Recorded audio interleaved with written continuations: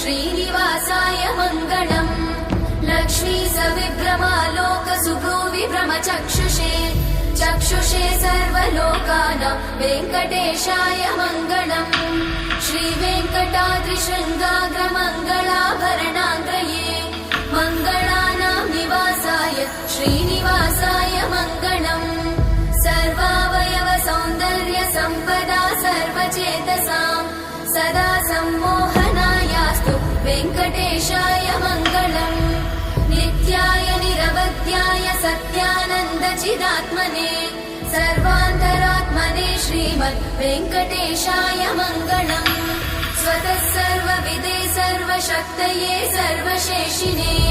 सुलभाय सुशीलाय वेङ्कटेशाय मङ्गलम् परस्मै ब्रह्मणे पूर्णकामाय परमात्मने प्रयुञ्जे परतत्